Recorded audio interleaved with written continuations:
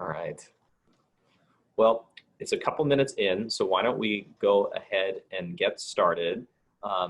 Maya, do we want to open up that that initial PowerPoint for the introductory remarks?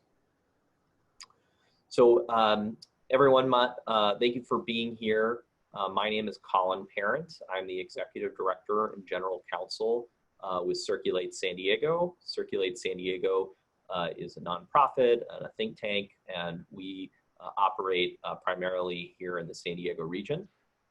Just a little bit of background about Circulate before I introduce our panel. We at Circulate focus on three main items. We focus on public transit, safe streets, and sustainable growth. And for us, safe streets is kind of the bucket that we think of where we deal with and continue to advocate for Vision Zero, the subject of tonight's discussion. We can go to the next one. And you know, the areas that we focus on our three areas, a lot of folks, especially people in the press, know us through our policy advocacy, the public policy reports that we do, the independent research, and the advocacy. But as an organization, we've also have more than 20 years of planning experience, and that includes things like mobility assessments, active aging, placemaking, branding, and other things related to mobility and safety in streets. So, you know, Circulate San Diego, for those of you who are, who haven't been paying attention to this with us, so, we've been, one of the leading entities in the region advancing the cause of Vision Zero. And Vision Zero is a campaign and a commitment to eliminate traffic fatalities and serious injuries in our streets. And so we released a report about that in 2015, got the city of San Diego as the first jurisdiction in the region to adopt a commitment to that, and we've been working with other jurisdictions and other organizations to try to advance that cause and throughout the region. So a number of other cities in San Diego have adopted that, including the city of La Mesa, where I serve as a city council member, as well as the city of Chula Vista, and we anticipate being able to continue to work on that in other jurisdictions going forward. So what we're here tonight to talk about is a very particular part of our Vision Zero campaign, and that's how we talk about Vision Zero and how we talk about crashes and injuries that happen on our streets. So we're very excited to be able to talk about this notion of crash, not accident, and we have some really terrific panelists here to share their wisdom and their experience on this issue about how we talk about traffic deaths and traffic injuries. And then, and just so everyone knows, in terms of the sort of layout of the panel, we're going to have each of our three panelists make a presentation, talk about crash, not accident. I'm going to follow up with some moderator Q&A, but we're going to reserve a bulk of the time for the panel or for the participants to ask their own questions. And so, but they will be moderated so that we can keep things on track and make sure that everyone has a fair opportunity to participate. So we'll ask that everyone, if anyone has a question, please submit them through the chat box in the Zoom, and we will use information from there. We'll collect them and ask questions of the panelists after their presentations. And so please don't be shy about sharing that. We want to get as much audience participation as possible so that we can have a robust dialogue amongst both the panelists and the people here participating. So with that, I'm very pleased to introduce Leah with the Vision Zero Network. She her organization is a national organization that's leading Vision Zero efforts, and hired away one of Circulate's Vision Zero advocates a number of years ago, and ran their own crash not accident campaign that we are borrowing, I think is the polite way. And so I'd love to hear from Leah about how crash not accident and that concept in Vision Zero are operating nationwide. Great. Welcome, or hi everyone. Thanks so much, Colin, for the introduction. And thanks, Colin, Maya, and Circulate San Diego for hosting this very important conversation. I'm really excited to hear your thoughts, feedback, and how you're really going forward with the program. I also want to say thank you for your Vision Zero leadership over these many years. I know San Diego is one of the first places I think I visited early on. It's only been 5 or 6 years now that I've been doing this work, but early on, and was really excited to work with you all and see what was on the ground in your work. So just a quick little bit about the Vision Zero Network first before I start the slides and talk a little bit more about Crash Not Accident. But the Vision Zero Network is a nonprofit. I live up in San Francisco Bay Area, so here in the state with y'all, and or many of y'all probably. And our work is national, as Colin said, and I'll show a map of all the different places. But really what we're trying to do is help people understand the concept of Vision Zero, which we're really going to talk a lot about today, of how is it different? How is Vision Zero different than the traditional traffic safety approach? And what does that mean to our work in terms of advocates, in terms of public sector, in terms of elected leaders, in terms of media, all of that. So try and be really quick on that. And great, and I'm going to ask Maya for help on the slides. Thank you. So kind of starting out with this concept that words matter. I know it with some people I work with, sometimes when we talk about the Crash Not Accident theme, they'll kind of shake their head and said, oh, you know, but why bother about that? Is that really the most important thing? Next slide, please. And I would say words matter and agency matters. And what I'm really going to talk about here is, when I say agency, it's really thinking about the term accident. I've used it my whole life until about 5 years ago. Most of us probably have grown up that way. The media mostly uses that way. Traffic accidents, right? Oh, there was a terrible traffic accident on Main Street or on the 101. What a terrible thing.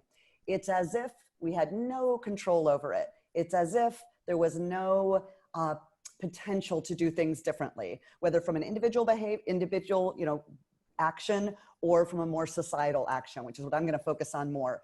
But partly what we're thinking about when we phrase the term or change the term from accident to crash, it helps show that we have agency over things. It's not a freak accident. In fact, in most, probably not all, but in most, things might have been done differently so that that crash was not as severe, or maybe didn't happen at all. So talking about agency. Next slide. This really leads back to accountability, right? How we talk about things, how we focus agency leads back to accountability. So whether it's, some of us in our advocacy, whether it's elected leaders, whether it's heads of departments, we're really going to talk about that. Next slide. So first I want to just show you a little bit, like I said, many communities, more than 40 communities have committed to Vision Zero just in the last 6 years, which is pretty amazing. If you'd asked me this 6 years ago, would there be 40 places, from San Diego to Austin to Orlando to Minneapolis, that had made this very bold, let's be honest, right? A pretty ambitious and righteous, I would say, commitment to safe mobility for all. I probably would have said, yeah, that's probably not going to happen that quickly. Well, it is happening, which is exciting. Huge variety of communities, big cities like New York, smaller places like Macon, Georgia, and a lot in between. So it's exciting we've got these commitments to the goal of zero traffic deaths or severe injuries among all road users. But the most important thing, of course, is how are we doing it? Are we talking the talk or are we walking the walk? But talking also matters. How we talk about it matters. Next slide. And I'm going to kind of start here with this basic of how does Vision Zero differ from the traditional approach? And like I said, the phrase, and hopefully in your case, the campaign around Crash Not Accident is very much linked to this. So I'm going to spend a minute going through how Vision Zero differs from the traditional approach. And when I say traditional, it's what most of us are using, in terms of the traffic safety work. It's what most planners, engineers, electeds, people who fund things, advocates, it's generally, even if not consciously or very, explicitly the way we've worked, it is very different than where Vision Zero is steering us. So I'll just highlight a couple. In general, we've thought, oh, we want roads to be safer. We want to minimize deaths, right? No, actually, Vision Zero, what we're saying is we want all traffic deaths to be prevented. We want all severe injuries to be prevented. So it's a different way of looking at our goal. And I would just pause and say, to take a very, timely example, are we working worldwide to make the pandemic coronavirus less deadly? No, we're trying to stamp it out, right? I mean, folks working on it from a policy level, from a science level, from any level, we're working to stamp it out. We want no one to die from it, right? We want no one to die from gun violence.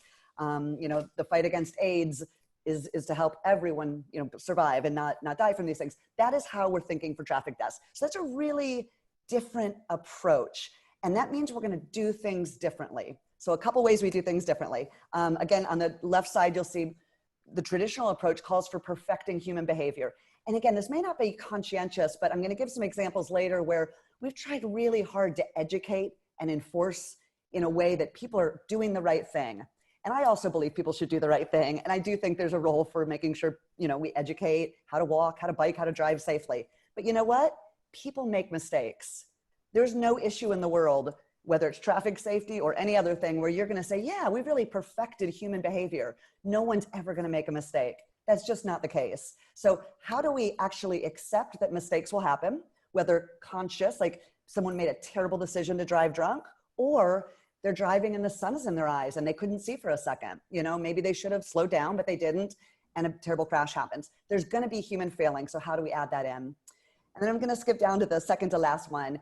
And this is where we'll spend a lot of time. From individual responsibility, the traditional approach is focused much more on, again, that education. Like you, Leah, you should be a good, safe walker, bicyclist, driver. Yes, I should.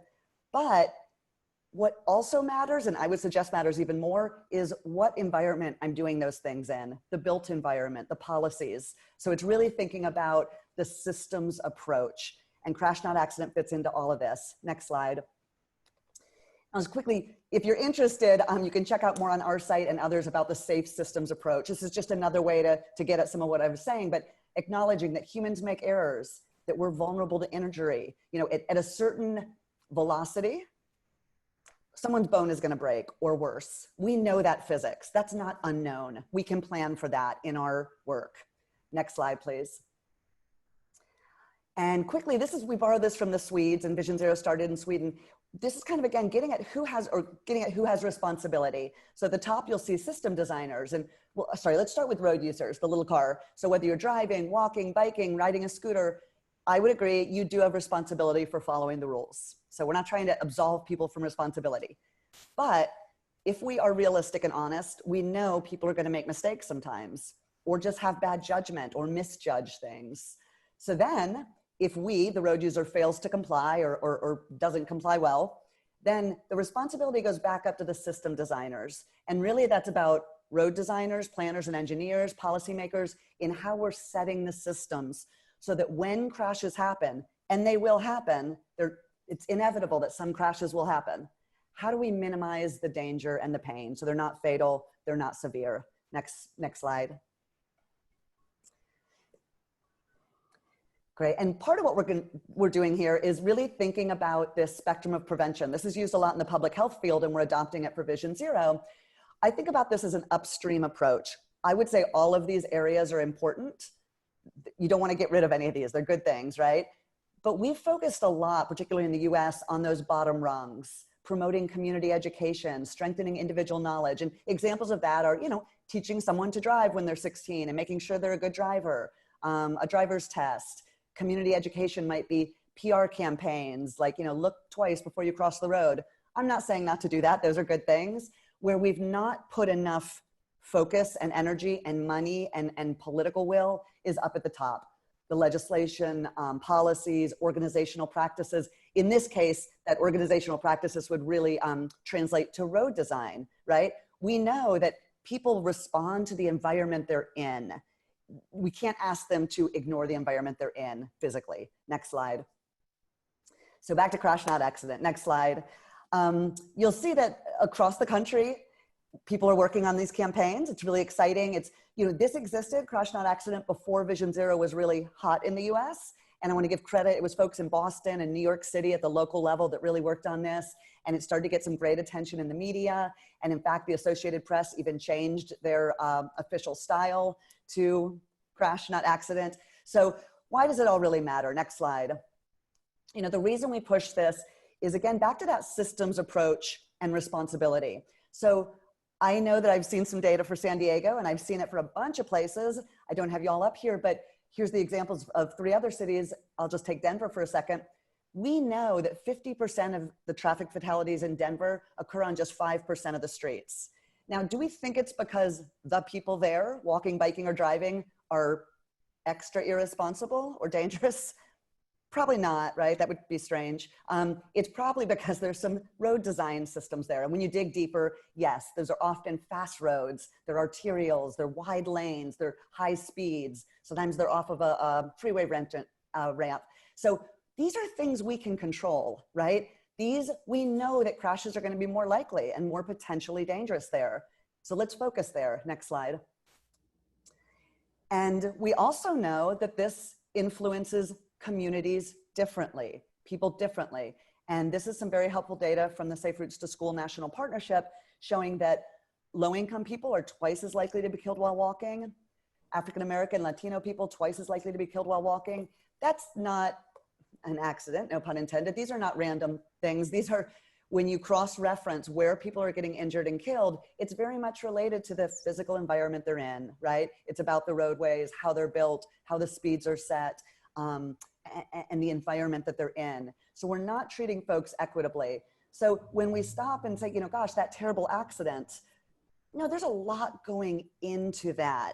And let's keep going. Next slide, I'll kind of come back in a sec.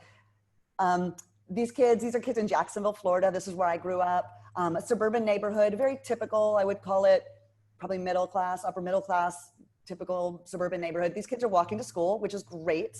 It's hard these days to find lots of examples of kids walking to school, but they're doing it. There's no sidewalk here. And I know it looks like a really mellow street, and it is a pretty quiet street, but the people that do drive down, fly down. These kids don't have sidewalks. What can they do, right? So if an quote unquote accident happens here, is it the kid's fault for not walking on a sidewalk? What should they have been doing, right? So here's a very obvious example, right, of where the built environment is the responsibility of the system designers. It's not these kids' fault, right? Next slide. Another example, this is an image from New York City. You can see kind of the little yellow posts there. This is kind of an ugly picture, but you get the idea. Something as simple as these soft hit posts and a certain painting design. And then you look at the left, you'll see that gray car turning the corner. What these soft hit posts are doing, and effectively in these cases, they're slowing that driver down because the turning radius is different. I'm not an engineer, I won't try and explain it, but it works. Another example where they found people were getting hit in this crosswalk. This is not an accident. They came out and looked and said, wow, these left turns, and New York City has a great study on this if you're interested. These left turns, this type of left turn is very likely to cause a crash like this, or to be involved in a crash like this. So how do we address those left turns? Next slide. They're doing it in a physical way. Again, you can see here the bike lane on the right is colored, it's green, and there's a row of parked cars there, much safer than the image on the left. Next slide. And I just really like this picture of what a lovely street, for walking, biking, and for driving. It just looks like a really pleasant street. I know not all streets can be like this, but this is the environment. People are not behaving safer here, but I bet you $1,000 there's fewer crashes and injuries here because the environment is built as such. Next slide.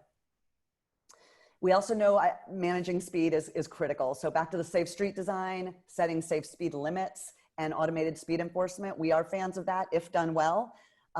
Next slide. Why is it so important? It's important because if there's one slide I could show, it's this one. Most people could survive if hit by a car while walking at 20 miles per hour. Sorry, let me say 20 miles per hour. And I'm doing on most people because it depends on body size and frailty and such, but you've got a good chance, better chance of surviving at 20 miles per hour. Look at your 40 miles per hour. Most people would die if hit while walking at 40 miles per hour. Guess what? In downtown San Diego, or let's say any communities in San Diego where you expect a lot of people walking and biking and they're not covered in the metal of a car, if you know they're out there walking and biking and we want to encourage walking and biking for healthy transportation, why are we setting at speed limits at 40? Why are we designing streets for 40? That's not an accident. Crashes that happen there, and again, they will happen because people make mistakes, crashes that happen there are twice as likely to be fatal. We designed a system that we know will be fatal or cause severe injuries. Instead of saying, you know what, if there's people walking and biking here, and I'm not talking about a freeway, and I'm not talking about I-5 way up in the sky, right? I'm talking about streets where people are sharing space, we should be designing and setting our speeds at 20, maybe 25, but 20 miles per hour average. Next slide. And I just really like this slide, or this quote. This is from the mayor of St. Pete, and I'll just summarize. Basically, you know, saying, okay, speeding is a problem. And then he says, this is because that's how engineers, planners, and city leaders here and at other cities have designed roads for decades. We invite people to drive too fast. So this is, instead of depending on the individual to always do the right thing, and maybe the right thing isn't even the safe thing, we've got to build the environments and set the policies that helps them do the right thing. Next slide. And I'll just kind of bring it down by saying, you know, examples of this. You guys probably know the traditional E's. People probably know the E's of traffic safety. There's engineering, which I've talked a lot about. There's education, there's enforcement. I would say there's equity and engagement. But let's pause for a second on the education. Again, I'm not against education. Vision Zero is not against education. But unfortunately, what we see a lot is that people try and educate. They don't mean to, but there's an effort, I think, to educate and enforce our way out of the traffic safety problem that's killing 40,000 people a year, 100 a day in this country. Part of that education is, hey, let's look at this bottom one. If you text, you're next. This is a campaign. If it won't kill you to put your phone down before crossing the street. I also don't want people looking at their phone if that's going to make them dangerous while crossing the street. But the amount of energy and time and public space we're spending basically trying to tell pedestrians they're the problem, when in fact it's usually the environment that is not built for them and not safe for them, is, I would say, yeah, a distraction at best. And next slide, same issue with enforcement. Like I said, we can't educate or enforce our way out of this problem. I'm not suggesting there's no role for these, but I think we've seen far and wide that there are challenges with police, right? We know there are issues with police, with racial equity and police violence, unfortunately. And when we think about the systemic approach, what we're trying to do is build roads and build a system, build a city, and rebuild a city that is self-enforcing. Things like enforcement should be the very last thing, and obviously should be done, you know, very, I would say, very differently and carefully, but we're not looking to come in and be reactive and punitive, ideally, right? We want a system where it's built in a way that either physically forces people to go slowly, or culturally, and there's different ways to do this, encourages people to go slowly. Next slide, and safely, I should say, slowly and safely. So we're really thinking about how do we reorient those E's, because we think not all the E's are created equal, right? Education enforcement should not be on the same plane as road design, engineering, or policy. So really kind of rethinking, if our goal is safe travel for all, you know, here are various ways to get there, and they very much intersect, right? They're not in silos. They really should be drawn in a way that they're bubbled together. But, you know, it's kind of wind down by saying, you know, really this is, yes, we want safe people, but how we build this system is not an accident. We will have crashes. How do we really look upstream and push our electeds, our system designers, ourselves as advocates to be building the system that is safest? Next slide, which I think is last. Yeah, so in the end, you know, words matter, agency matters, accountability matters. My contact information is here. And I just want to say again, I'm so glad y'all are doing this campaign and really look forward to talking about it more. Thank you. Great. Thank you very much, Leah. That was terrific. So I'm going to introduce next my colleague, Maya Rosas, who's the Director of Policy at Circulate San Diego. Maya is actually one of the co-authors of our initial report on Vision Zero and helped do a lot of the research to put that together in 2015. And she's been working on Vision Zero for quite some time. And I think, as Leah has, I think, ably explained, that Vision Zero is a lot of things. It's not just one thing, right? And we've, Circulate San Diego, have been working on it through a variety of different mechanisms and strategies, and would love for Maya to share not only sort of how Vision Zero has been proceeding in San Diego and all of its diversity, but then also how this crash not accident fits in with that as a piece of achieving the broader goal. Thanks, Colin. Hi, everyone. I'm excited to be here and talking about the intersection of our safe streets advocacy with the importance of talking about our word choice and how we decide to frame the conversation. So I, too, have a PowerPoint that I will share right now. There we go. Okay.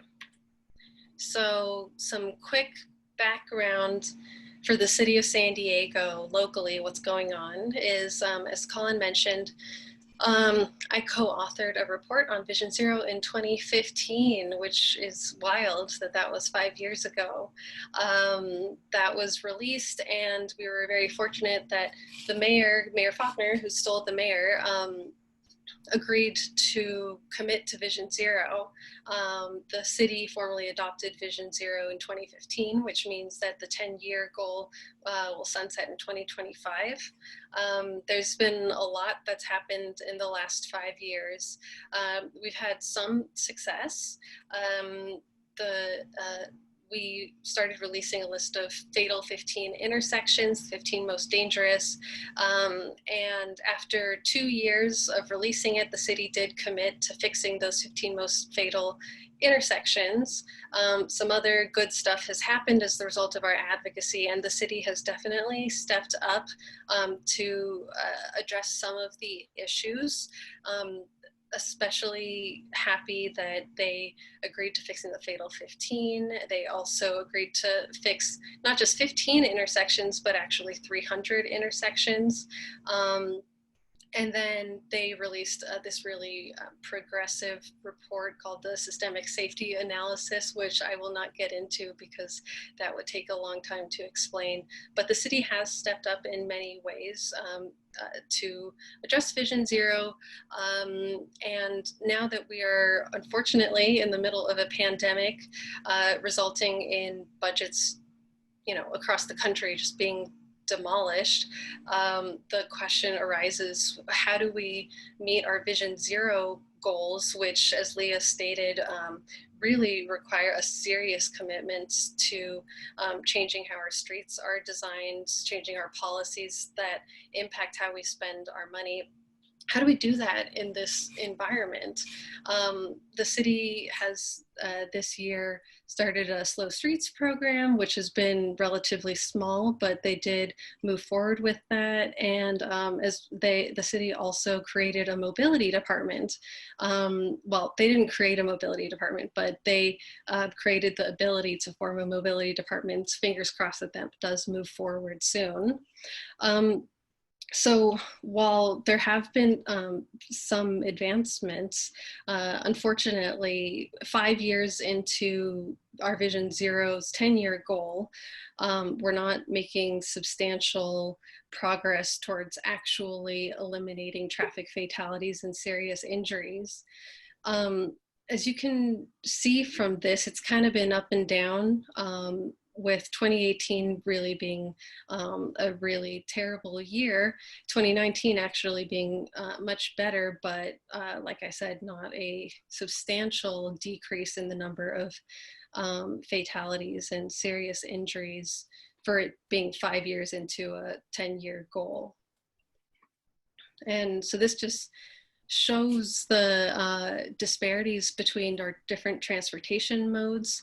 So of course, most travel trips are done in a car, but pedestrians are more than 2 times the number of fatalities than drivers or people in cars are.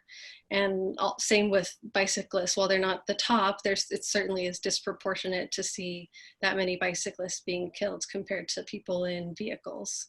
And that just shows that we need to step up to design our streets to be safer for everyone.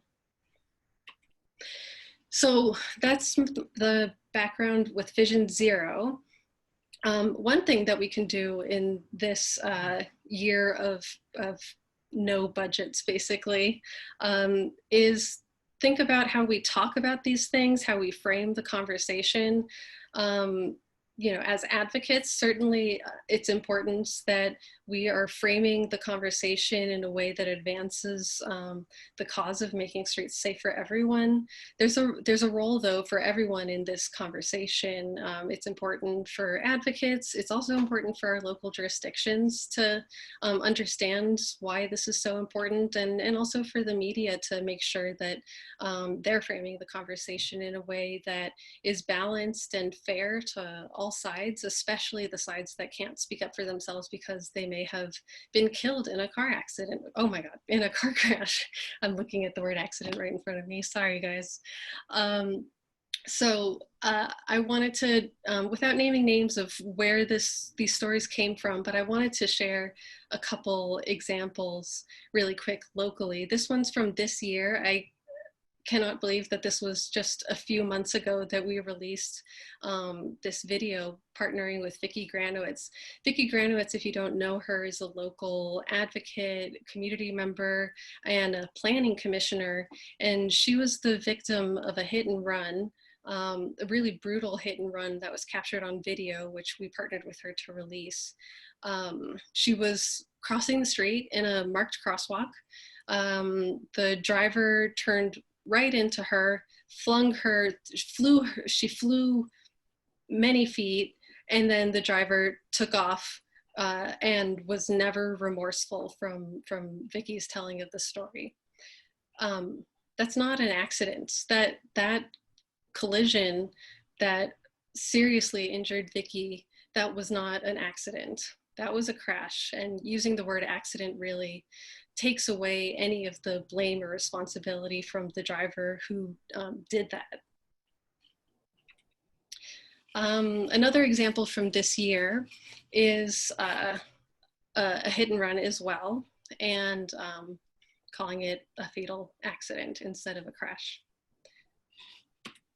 And then there's other examples that go beyond just the use of accident. There's other ways that we talk about traffic crashes that I think could be improved.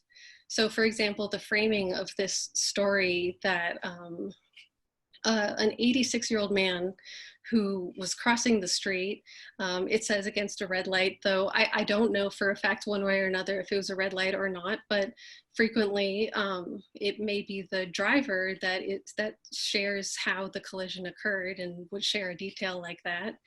And then it says that the 86-year-old man was struck by a vehicle.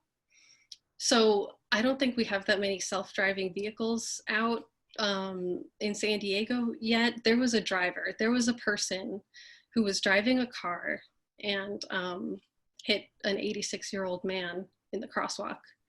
And so the way that we frame these stories is really important in giving just a fair, complete story that doesn't unintentionally exonerate a driver, like what I'd say is happening in this story. Let's see. Also, just the use of passive voice really shifts how people perceive the different actors in a story. So we're very excited to be launching a San Diego Crash Not Accident campaign. We in-house designed this logo, which is great. Angelica Rocha, one of our planners, designed this logo. And so throughout the month of August, we will be sharing graphics, informational graphics that we've designed to try and raise awareness about just safe streets, the need to make our streets safer, as well as the use of reasons why people should use crash, not accident. And so these stats are from the city of San Diego specifically that we pulled up from the last 2 or 3 years. So we have just a bunch of different images and graphics that we'll be putting on our different social media accounts, trying to spread the word about crash not accident. And lastly, I will put this in the chat box, but we're also promoting a pledge to get people to write that they will commit to not calling traffic crashes accidents, but they'll call traffic crashes, crashes. So we encourage you all to sign this pledge, share it, and when you go to this website, you'll see just a introduction to Crash Not Accident, an explainer of it, as well as a link to all of the resources. I shared just a few examples of those graphics, but that page has a link to resources that have all the graphics, and we encourage people to share them and use them. These are, educational. So please go ahead and help us spread the word. Okay, yeah. So I will wrap it up there. Thank you. Great, thank you very much, Maya. And now I'm very pleased to introduce Andrew Bowen, who's a Metro reporter for KPBS, the local NPR affiliate here in San Diego. And Andrew, we've worked with Andrew on a number of issues at Circulate San Diego, and he's taken a clear interest in street safety and transportation policy. And so, Andrew, would love to hear from you about how you, as a journalist, approach framing your coverage about traffic, and then also, more broadly, safe street policy issues. Sure. Thank you, Colin, for that introduction and for inviting me to take part in this. I am the slacker of the group, I guess. I don't have a PowerPoint presentation, so you're just going to have to deal with watching my beautiful face while I talk to you. So I'm going to first talk about some of my own reporting and how I got interested in covering Vision Zero in San Diego. And then I'm going to talk about some of the responsibilities that I think we have as journalists when we're covering traffic collisions or crashes. I'll probably use those two words interchangeably. And I think that, I would hope that Maya would agree, collision is also an alternative to crash. And why I think that I actually hadn't heard that the Associated Press had changed its style on crash versus accident. So I think that's good, and it kind of validates some of the things that I'll be saying this evening. So I've been a reporter at KPBS for almost 5 years. I cover local government as the Metro reporter. That has me covering a lot of the issues that are facing the city: housing, transportation, infrastructure, and a lot of those things are also closely related to Vision Zero. I'm originally from Northern California. I mentioned that already, I think. I moved to San Diego after living for 6 years in Germany, and I was working as a journalist there. And that experience there really also shaped my, my interest in what types of stories I'm gravitating towards in San Diego. The experience that I had with transportation in Germany was pretty much the polar opposite of what I have in San Diego.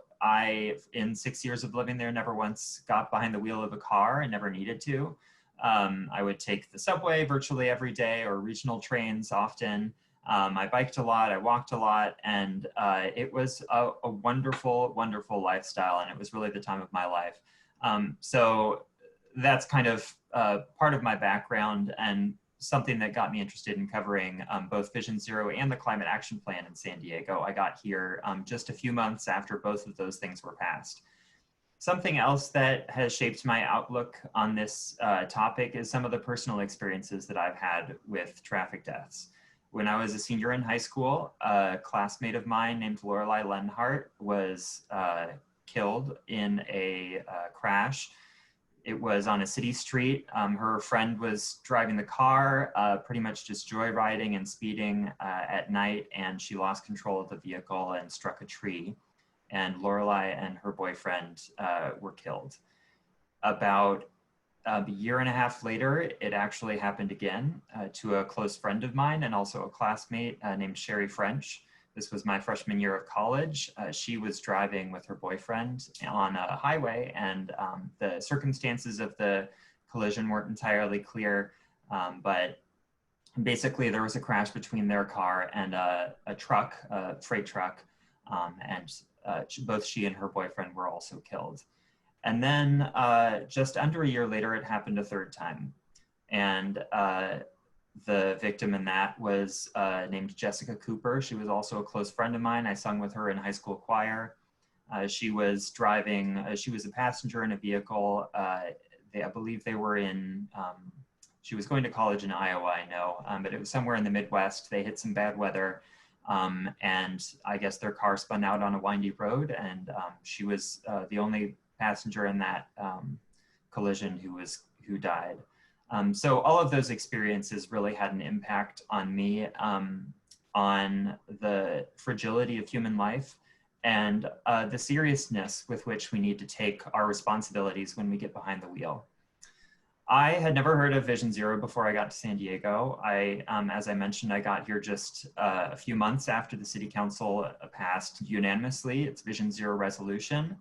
I initially heard of it brought up in the context of the Climate Action Plan and also various community plan updates that were happening around that time. In September 2016, I covered the city auditor's report on pedestrian safety in the city. The city auditor basically found that the city had been making decisions on where to implement improvements to pedestrian safety, like high visibility crosswalks, countdown timers at intersections, mostly based on requests from residents and not based on the frequency with which people were getting injured or killed. And the actual safety of those intersections. And the city made some changes to its policies, and that was a pretty fundamental landmark moment, I think, in San Diego when it comes to traffic safety and the infrastructure improvements that they do. After that, I did a number of follow-up stories.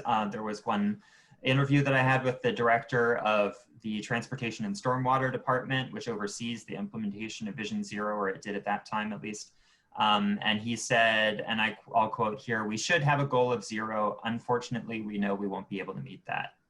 And so I did a story about basically what is Vision Zero? Is it just an aspirational goal that we know we'll never be able to achieve? Or is it something that we actually can achieve if we really get serious about it and really seriously, fundamentally rethink how we design our streets and how we do things. I did a story on the mayor's Vision Zero budget. This was a fun one. So every year the mayor releases his budget, and for the past several years, he's included a number of, a percentage of a dollar amount that he's dedicating to Vision Zero projects, but often not really describing what those projects are in any detail in the budget. So after some digging, I found that often he was including some pretty minor changes to streets that probably aren't going to save anybody's life. Things like $350,000 for converting medians in Rancho Bernardo from asphalt to concrete. So that was an example of accountability journalism, which is really, I think, our bread and butter as journalists. When we're talking about spending money on Vision Zero, how really serious are those dollars going to go? Or how far are they going to go? One thing that I don't cover a lot is actual individual traffic crashes. That's just something that we don't really have the capacity to do at KPBS. It goes the same with day-to-day crime and things like that. We really try to take a step back and look at more holistically about what are the policies that influence these things rather than looking at each one individually. The slight exception is that starting last November, I started tweeting out screenshots of San Diego Police Department's watch commander's log when they log a traffic death or serious injury. So that's been running for quite a while. And that's sort of my effort to help people understand how frequently these things happen. What are the circumstances that lead to those collisions, or at least what are they as described by SDPD? And often I find that the language in those watch commander logs is, as Maya was kind of speaking to earlier,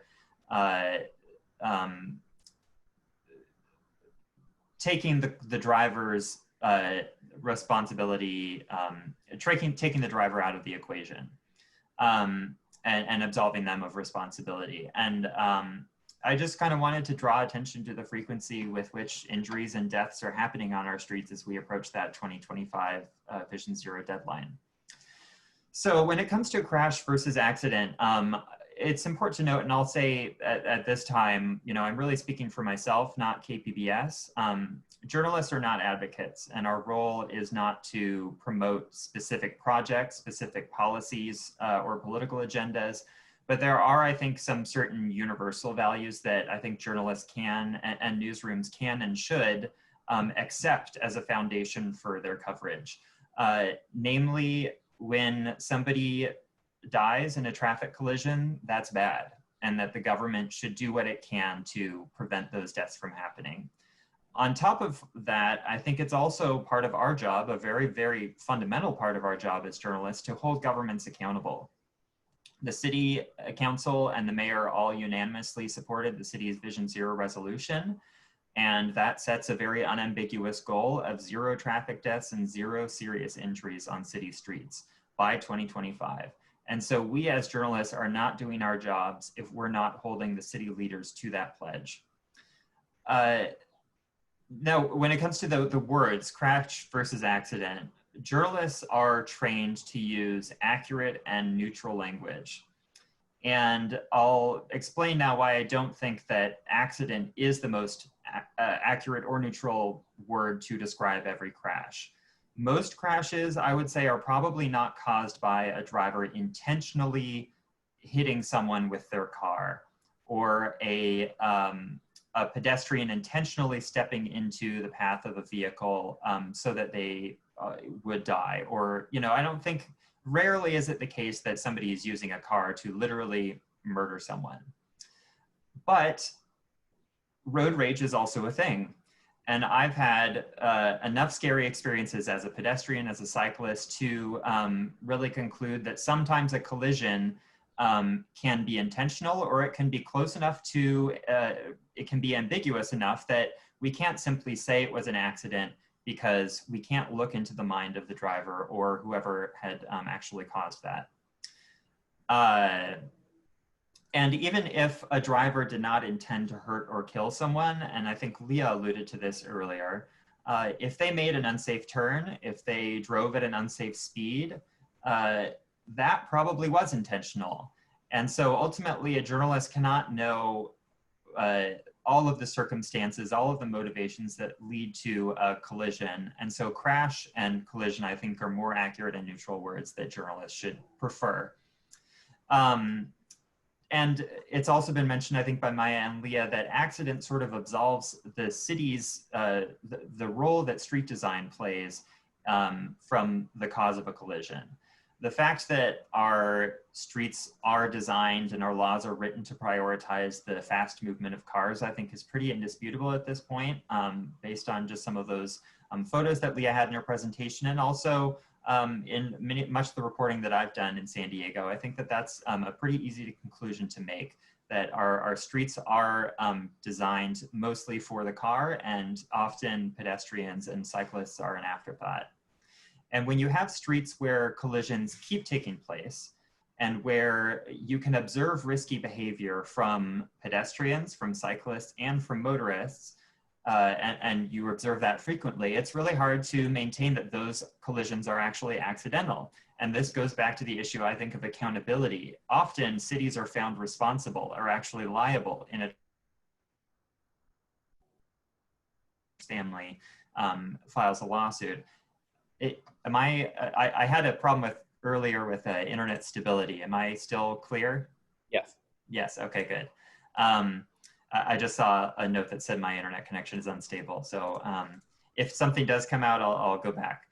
And so, if that's the case, where a city is actually found liable by the court of law, if they're found liable for a traffic death or injury, then it's absolutely irresponsible to use the word accident when the city didn't design those streets by accident. And the last point that I think I'll make here is about victim blaming. And so I'm not only a reporter, I'm also the vice president of the local chapter of the Society of Professional Journalists. We sent we cross-promoted this event, and I think that it's important for journalists to be part of this conversation. The SPJ Code of Ethics says journalists should minimize harm. And especially in the case of a traffic death, and even in the case of serious injuries where, say, a victim has to go to the hospital, the victim often doesn't get to tell their side of the story. Very frequently, we see stories that essentially absolve the motorist or whoever is left at the scene, whoever survived, and would actually blame the pedestrian or the cyclist or the victim. And that's not minimizing harm. In fact, that I think can cause even more harm. And I think, Maya shared a story earlier, a couple of examples of stories locally that have used problematic language with regards to, a victim's role in a collision or whatever. But I think that I've also seen some pretty good examples. And one of them that I'd like to call out specifically was a story written by Alex Riggins for the San Diego Union Tribune. There was a case in summer of last year where two police cars were responding to a call for service, some type of emergency, I believe. I think it was a burglary. And they were driving down, I think it was Washington Street, and they hit a woman who was trying to cross the street there. And that woman died. She was homeless at the time. The initial report, I can't recall exactly, any initial story, but Alex Riggins at the UT wrote, actually did some real gumshoe reporting and found the victim's identity, interviewed people who knew her, traced her history, and really, I think, gave a beautiful and honorable account of this woman's life. And that is the type of journalism that I think all of us should strive for, is really humanizing victims, even if they made a mistake, even if they did something that was unsafe. We are not doing anyone a favor by just simply throwing up our hands and saying it was their fault. There are many things I think that cities, that everyday people, that journalists can do in support of this goal of zero traffic deaths, which again, I think is an assumption or a universal value that we should all, be okay with. And so I guess I'll leave it there. Thank you for letting me share my thoughts.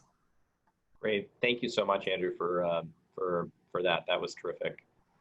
So I'm just going to ask just a couple of brief questions for, well, maybe I hope they're brief, of the panel, and then I'll we'll incorporate some of the audience questions for that too. So I guess one thing I just want to ask is sort of who's responsible for our language in this, right? So I mean, I'd like to hear from the panelists, like what is the responsibility for journalists to talk about these things? What is the responsibility for advocates about how they go about talking about pedestrian and street deaths? And also, what's the responsibility of just ordinary people about how they talk about these things in their lives? And I think we've heard that a little bit of that from each of the panelists already.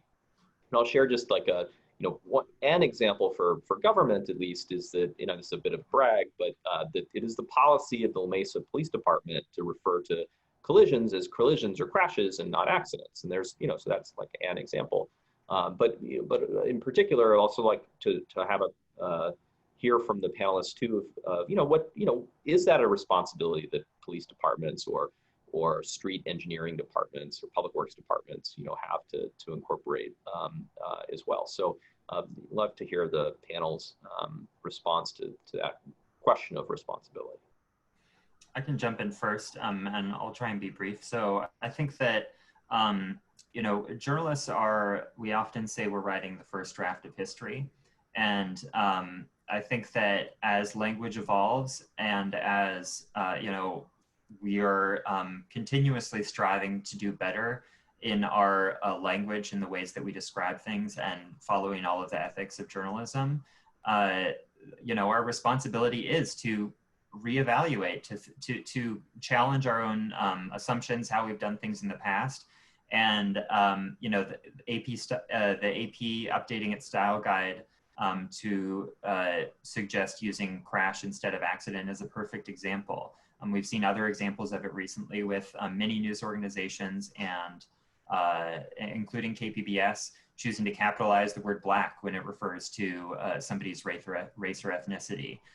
All of these things, you know, if we're just simply going by what we've always done and the language that we've always used, and even, you know, repeating the language of a police department or of somebody who is describing, you know, what happened, I think we really need to be conscious about those words that we choose. You know, no journalist will dispute Leah's opening statement that words do matter. Yeah, I think it's spot on. And in terms of, you know, what is the responsibility? You know, I'd say everyone's. Now, to be realistic, is this going to be the top priority for everyone in different sectors? No, of course not. You know, be realistic. I would say that as advocates, we have a responsibility, but I'd say even more maybe an opportunity, or to think of it as an opportunity to advocate more effectively and to help people understand the shift that needs to be made. And again, yes, the words matter, but it is also, it's this opportunity, frankly, to learn together, to educate. Like I said, I used the word accident forever and didn't give it a second thought. Now, when I talk to someone about it, and I can do it in a way, even one-on-one, that's not hostile and angry. I'm not like wagging my finger at them saying, it's not an accident. You know, I don't yell at them. I literally will say, actually, that's interesting you use that word, because, you know, if you think about it, and then you can start getting into the conversation a little bit with them, depending, you know, like, actually, was it an accident? You know, could things have been done differently? But when we say the word accident, it implies, and it certainly does, it implies there is no way that could have been different. It's a freak accident, you know, that is what one hears. So just kind of say, I think as advocates who are trying to make not only like design change, I've talked a lot, policy change, we've talked a lot, but culture change, right? The culture change matters too. The media is very important in that framing or that world. Obviously how elected leaders and your police talk are very important. So to just pause and say, you know, is this worth spending time on? If we have a problem we want to solve, how we frame that problem publicly and to decision makers, how we frame that problem or the issue influences what we do about it. And right now, the way we say accident makes it sound as if it's an individual responsibility, just plain old bad luck. When we know, in fact, there are lots of systemic changes that could be made that would keep people safer. So it does matter. Thanks. I'll just quickly add that the point of crash not accident is to focus on saving lives. It's not about blaming the driver or the victim. It's about looking at it systemically. What were the causes that led to the crash? Because there were causes. And so I think just the concept of crash not accident, it's very hands-on and pragmatic for like the way we talk about it and thinking about our word choice, but should also help us make sure we're framing the conversation around systemic issues and not just individual actors and the actions that they took. Great. Thanks, Maya. So I had a great question from one of our attendees, Bob Pratt, who was asking, you know, what would success look like 2 years from now from the beginnings of the Crash Not Accident campaign like we're doing, like we're participating in right now? Yeah. 2 years, gosh, let's be ambitious, right? I know Bob is probably very ambitious and wanting to do a lot in 2 years. You know, I would say I could see, and I would love to see, obviously all of us talking about it differently, media covering it differently. And in that, you know, really what would that mean is, you know, so on the radio, you know, drive radio in the morning, people are driving to work. Remember the days when people actually went to work in a different place? But say you're driving to work and you're listening to the traffic report. When I say traffic report, that it wouldn't just be this random sounding or impersonal and very like void feeling thing of, you know, there's a crash on the blah, blah, blah, and blah, blah, blah. It would actually be discussions about, you know, a tragedy. The fact that, you know, if there were a shooting that someone died in, that would get a full story and that would get attention and people in the neighborhood would be talking about it and concerned about it. And how do we stop that from happening again? What's the root problem? Not just who's that bad person, right? There might be that too, but what is the issue there? So, you know, to imagine the way the media covering it where it actually raised some eyebrows or eyes and, you know, people thought, oh, that location. Yeah, that is a scary location. Like, we need to fix that. I'm going to call my city council member right now and do that. And that, you know, the elected leaders were hearing that and thinking about their responsibility to make the change and not just assume people are going to do the right thing all the time. The long answer. Any of our other panelists like to respond? Oh, go for it, Andrew. No, I would just say, you know, I think that it would be great if more newsrooms start having this conversation. It's not, you know, again, KPBS doesn't really have an official style on this. We do generally follow the AP style guide. And like I said earlier, I think it's great to hear that they've actually made this change because, you know, if I were to argue, you know, that we need to avoid the word accident when we're reporting on crashes, it helps definitely to have that large organization kind of saying this is the preferable term. But it would be great if we had these conversations happening more in newsrooms, particularly those that report on the daily crashes that happen, you know, car crashes, and commercial TV stations, newspapers, all of those, you know, those discussions have to start happening, and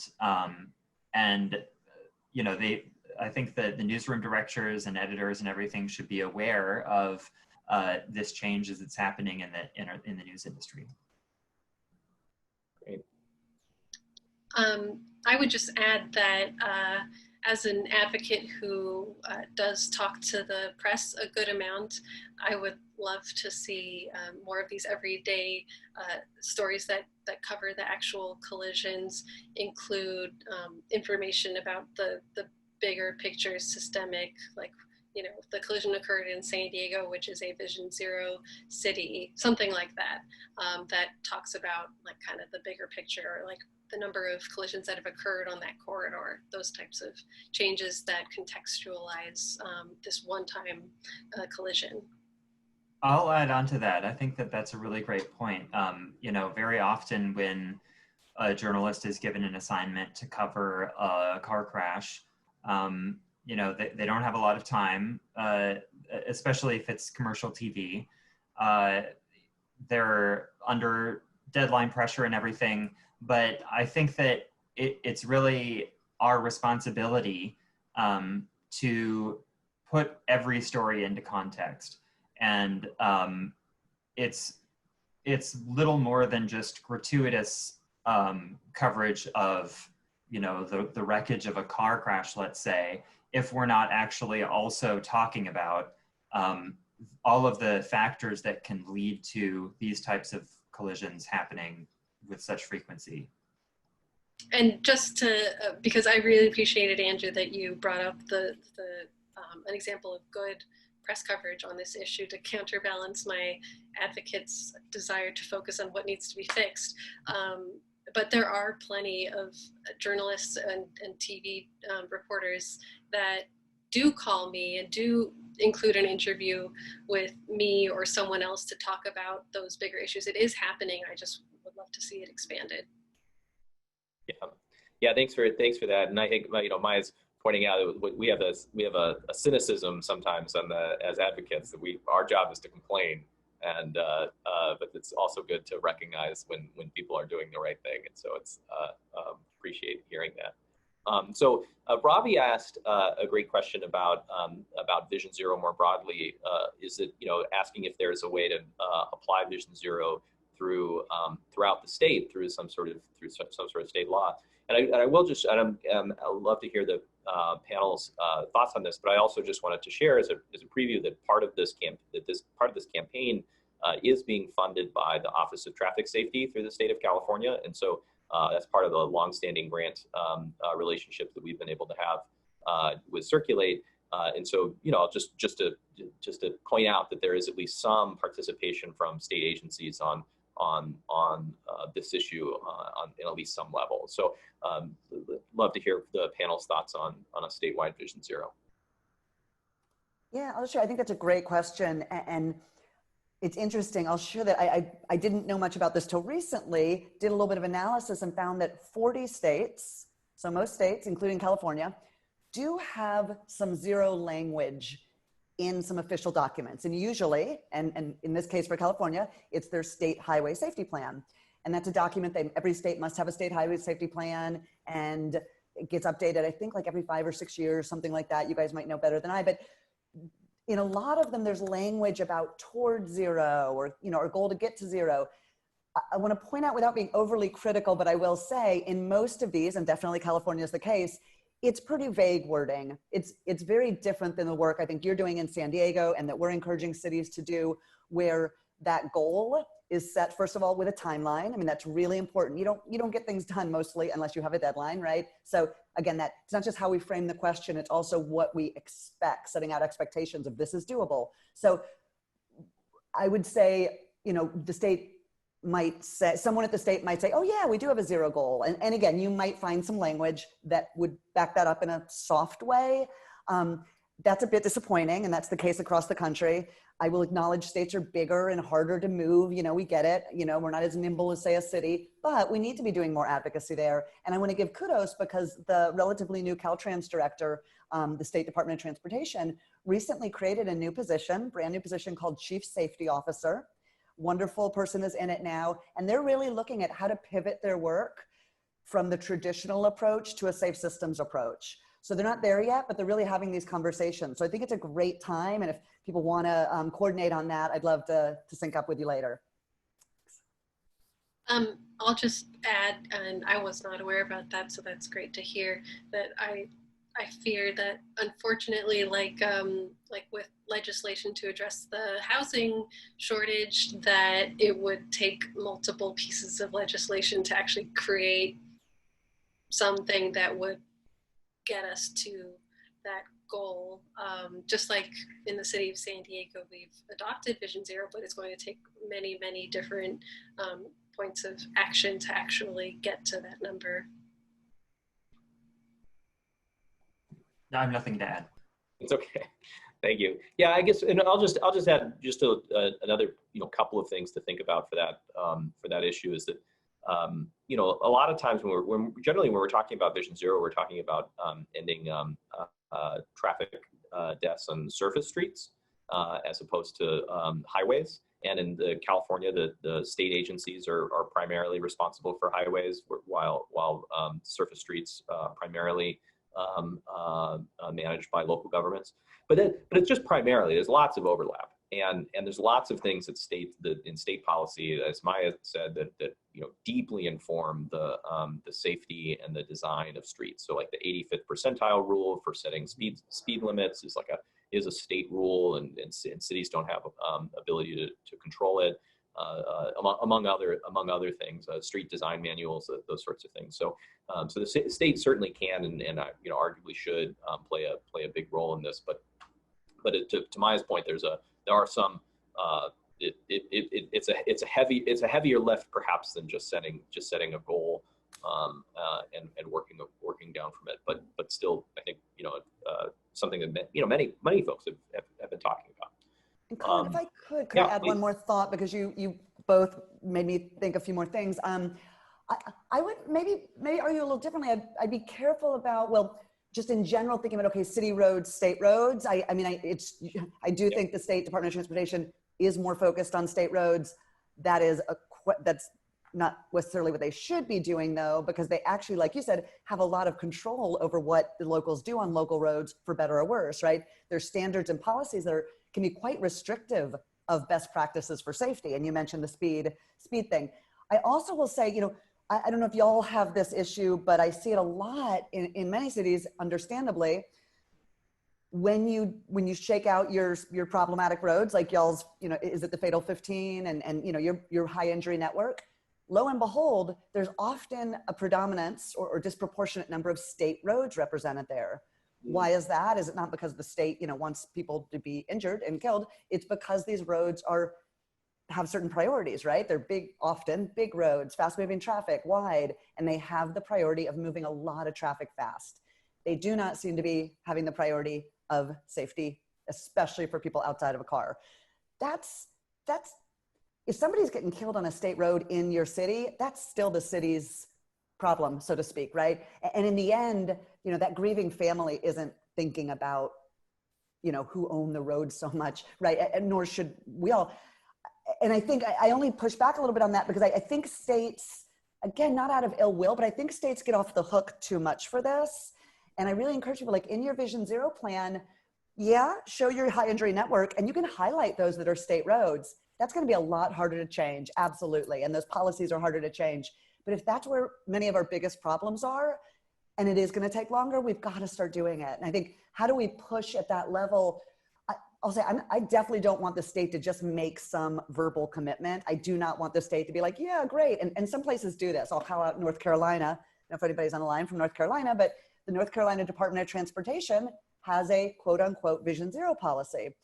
But if you go look at it, and I've said this to them directly, so I'm okay saying it now publicly here, it really is a marketing branding campaign on their website. And we got to be leery of that, right? You'll know that this can't be greenwashing. It can't be in name only. We've got to make sure that entities committing to it really mean it. Even if they're not perfect, they've got to really know what they're getting into. And I'm a little worried that if we push the state to do something quickly around Vision Zero, they may just do it in name only.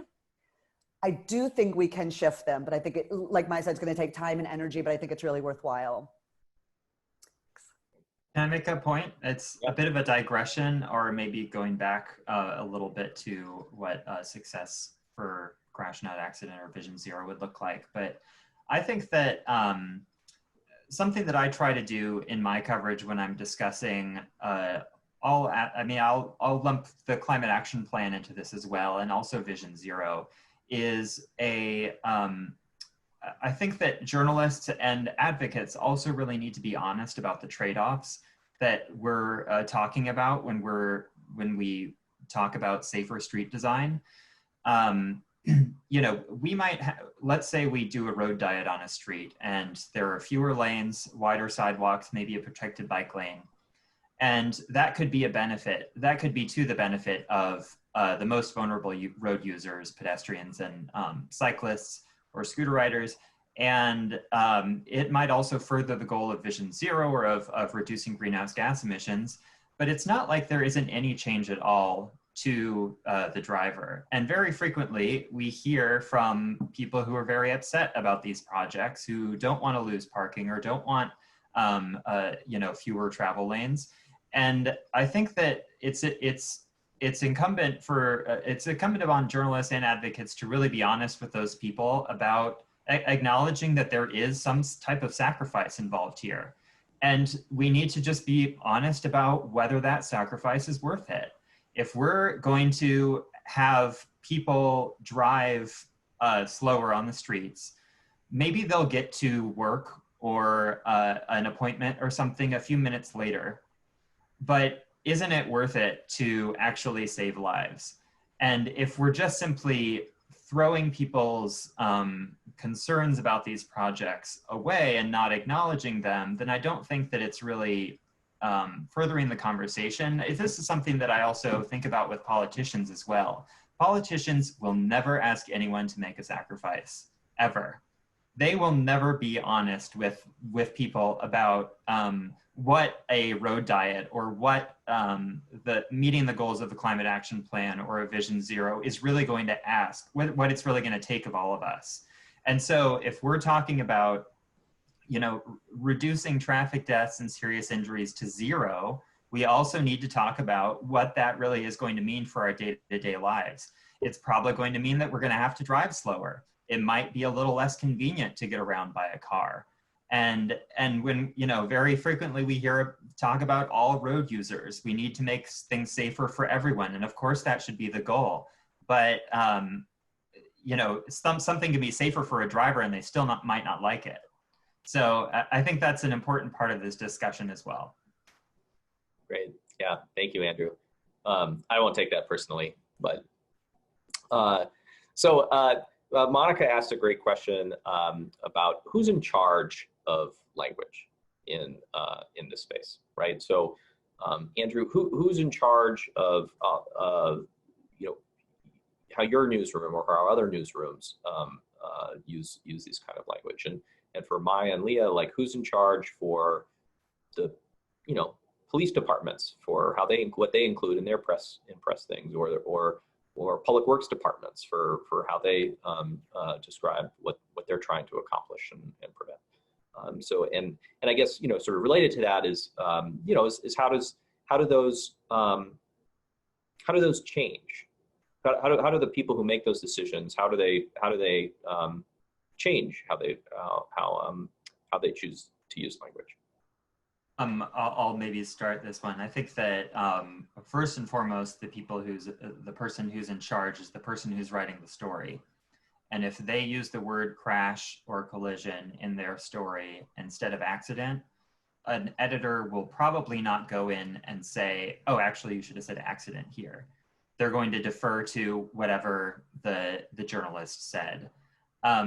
If they are not educated on this topic and do continue to use the word accident, then the person in charge is the editor or the news director, and they're the person who should be basically instructing the journalist on the proper language to use and the reason why. And, you know, it definitely, I think there has to be an education and a discussion about this topic at all levels of the hierarchy when it comes to news reporting. Great. I'm not sure, you know, maybe from a decision maker or you know, policy maker, influencer level, I think there's a really great example, New York City, and give them credit. New York City was the first Vision Zero community in the US and has had really, really strong success, not straight perfectly improving, but they've improved for 5 years. Over the first 5 years of their Vision Zero work, they decreased traffic deaths by 30%. That's gone the wrong way this past year, but still far under where they were 5 years ago, 30% fewer traffic deaths. Many things they did, but one thing I think they did really well, and I think could be worth, you know, a lot of us thinking about, is that there's city agencies, those folks that, and that includes the police, mayor's office, Department of Transportation, everybody, public health department. They got on the same page with a style book, like literally. Somebody internally wrote a little style book, Vision Zero and traffic safety. Here's how we're going to talk about it. And something as basic as we're talking about, crash, not accident, to other words. You know, how do we talk about, you know, there's certain phrases that just frankly don't go over well with the public, you know, about this or that. Use this word instead. Means the exact same thing, but, you know, talk about trade-offs versus someone losing something, right? Like you were just saying, Andrew, I think that's a great point. And I think it's really smart. I mean, because they really recognize they have they are doing a huge culture change there, and they are in a place of real influence. So, you know, their police, and I'm not saying every individual police officer is perfect on this or every engineer is perfect on this, but when it's coming from the top like that, it really means a lot. I would just add that it needs to be a part of the, you know, popular consciousness of, like, if you've never even thought about accident versus crash, then it's not going to cross your mind to maybe check a style guide, I'm guessing, right, on what's the right phrase or word to use. So I think that's where like campaigns like this come into play, to try and bring it to a broader audience. But I'd also flip the question around and ask Colin, what happened in La Mesa to result in that change? Yeah, well, that's like Maya must work for me, teeing up a story about how cool I am. But yeah, no. Basically, it was sort of what, you know, I tried to live through what we want to see in other jurisdictions. Is that after our jurisdiction adopted a Vision Zero commitment, I spoke with our police chief about how we describe traffic crashes in our own press releases from our city, and for general law cities in California, like La Mesa, the chief of police has really the total control over the administration of the department. So it's really his decision on how to do that. And we talked about it, and he's like, yeah, that makes sense. Let's do that. And it was great. Although it was kind of a little humorous, just like maybe the first or second press release after we had that discussion, they used accident, and then they immediately sent out a revised press release, and I got a call from him, and he's like, yeah, sorry about that, So, it's just, I think it's reflective of, it's like changing how we talk about things is sometimes challenging. I mean, my accidentally used the term accident, and I'm sure I have. I hope I haven't on this call, but it's a thing. But it also is. But there are also ways to be intentional and try to set a direction. And as an advocate, also, we certainly have as Maya alluded to, is certainly have a goal to get other elected officials to make that sort of top-down direction to their staff and their police departments to use that kind of language as well.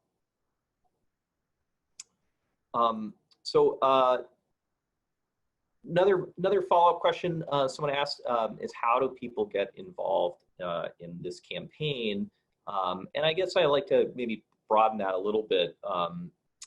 Is how do people get involved in this as individuals, and how they go through their lives? Well, I will, of course, share again that we have a pledge that you can take just to publicly show your commitment to this word choice when talking about traffic collisions. But beyond that, you can, of course, share the pledge and educate your friends and family, put it on your social media. And like Leah was saying, when someone says accident and it should have been crash, just politely explaining them, because they've probably never even heard about this type of campaign before. So just with crash on accident, that's I think the biggest things that individuals could do. And then, of course, if you're interested in getting involved with supporting Vision Zero, you can send me an email and we can talk about how to get involved. We have a coalition, and there's lots of ways we can advocate for safer streets together. Right. I was going to add, again, that individual conversations, you never know who's connected to who, right? I mean, with any sort of change, you think, oh gosh, there's kind of the top down and there's ground up, right? And I think we've talked a lot about top down here, which is an important way to go. The bottom up is also really important, right? It is that culture change, but to think like, okay, maybe I talk to my aunt and uncle and my neighbors and my former coworker. None of these people are obsessed with traffic safety like a lot of us are. None of them are thinking about this all the time. But you know what? One of them may be married to the editor of the newspaper, or next door neighbors with the city council president, right? And this stuff really does grow. So I think, let's not minimize the influence we have kind of talking to people. And then also I was gonna say, I found it really helpful to, back to kind of the media piece, when a reporter does include, I would call it inappropriate language around accident and especially around victim blaming, to write a, constructively critical letter to the editor. And not just, I hope that, I hope that gets into the paper. Sure, I hope they print it. Maybe, maybe not. But, go ahead and CC the editorial board and that individual reporter and maybe the advocacy group, maybe the city council member if it's a related thing, right? You can use that communication of I would say, gently calling out something that could be improved as a way to educate a broader audience as well. You stole my thunder. I was going to say, it's important to write letters to the editor, contact a news organization if you feel like they haven't been living up to journalistic ethics in this realm. I think that it's good news organizations are accountable to their audience, and so I think that it's an important thing. I think that when journalists don't do their jobs right, that they should hear about it. And a good journalist will also listen to that criticism and really internalize it and think about it. And I think just to add on there, it's recognizing that this is an evolving thing. So I know, I've said, okay, doing it right, doing it wrong, doing it inappropriately. Yeah, maybe. But just like the example you use, Andrew, with capitalization of the word Black for race and ethnicity, one could say, oh, we've been terrible doing that. Like, okay, or, there's race consciousness and doing it now is important. I mean, rather than like dwelling on the, what's right, what's wrong, of like, okay, there's more, community or societal, hopefully, agreement on this thing, and let's embrace it, right? So in a way, I'm thinking about how do we pitch media and elected leaders and influencers in being, you know, leaders on this, right? Let them be adopters of this evolving right thing, rather than like calling them out for doing it badly before. Because again, probably most of us call it accident too, up until recently, up until this webinar. So yeah, just kind of I'm doing it with some, yeah, humility as well. Great. Yeah. Thanks for that. I think that's great advice. We don't have to cancel every journalist who uses this wrong. We can engage in a constructive dialogue with them. So, you know, I think, you know, as we're wrapping up, I just wanted to thank all of our panelists for joining us tonight, and for our for the attendees for joining us as well.